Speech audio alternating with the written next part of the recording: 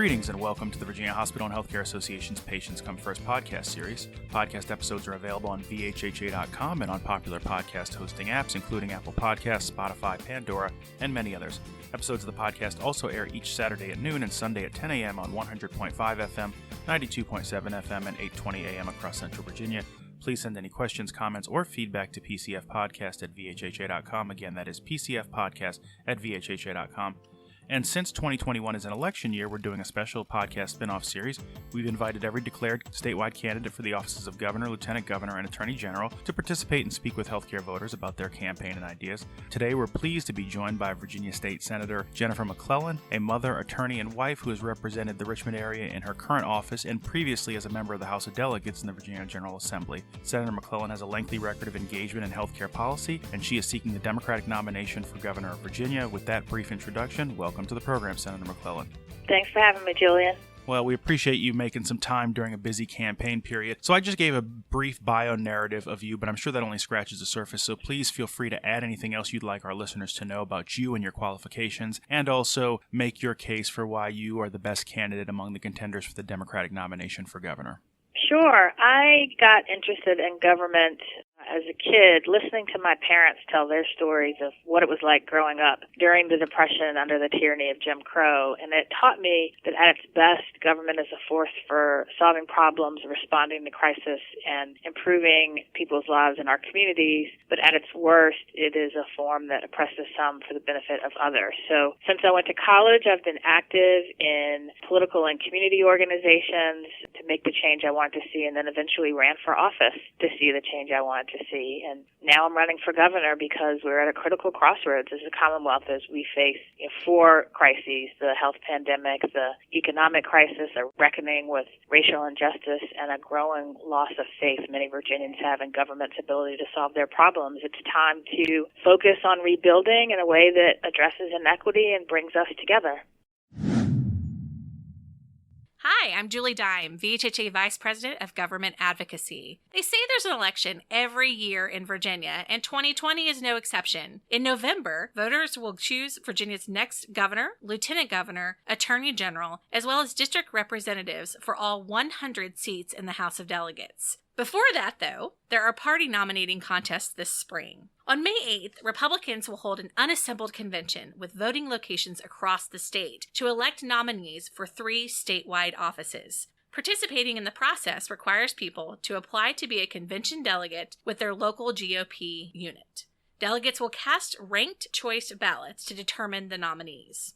1 month later, on June 8th, voters will select Democratic nominees for statewide offices in a primary election open to all registered voters.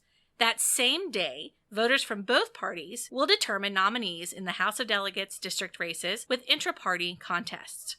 Visit the Virginia Department of Elections website to learn more about upcoming elections. And with those important elections on the calendar, your contribution to HOSPAC, VHHA's Political Action Committee, is more important than ever to support candidates who will work to improve health care in Virginia and support the critical work of hospitals and health systems. Any contribution, small or large, helps.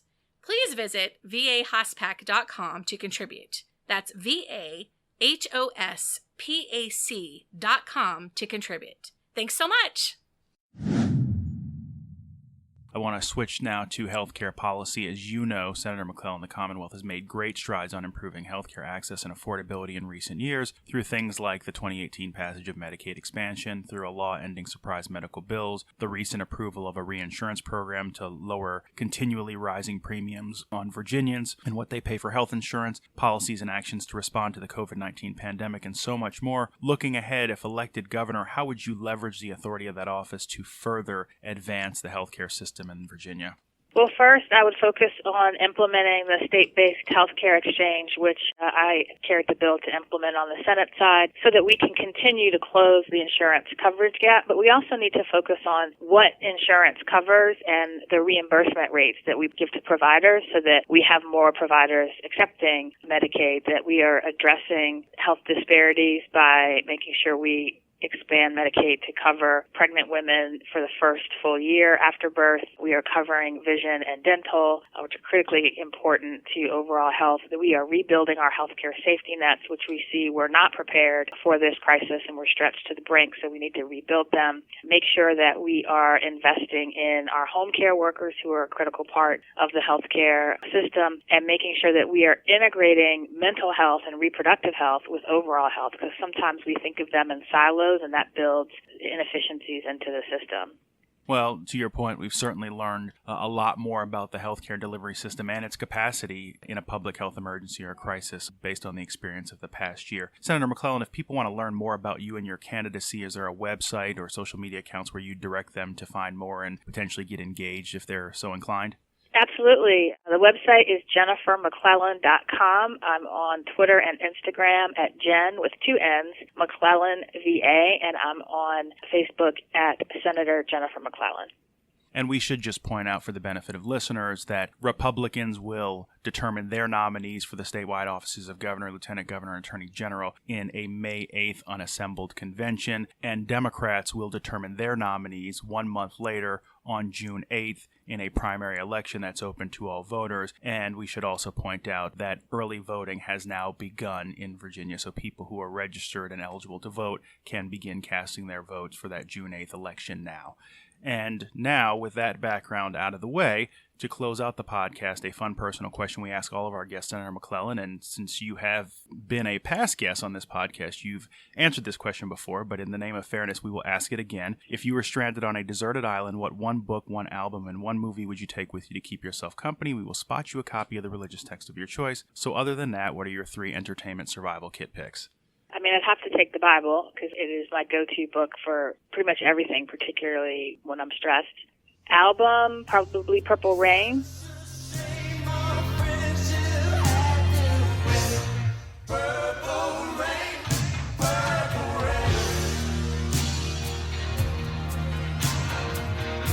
And you said movie? Yes, ma'am. Oh, that's probably changed. I think right now it would be,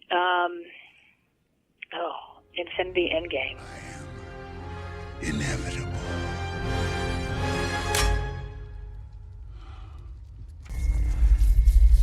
And I am Iron Man. Okay.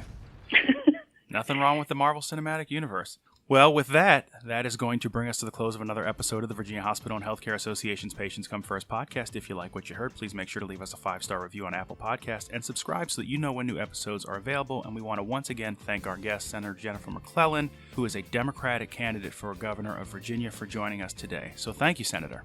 Thank you. Have a great one.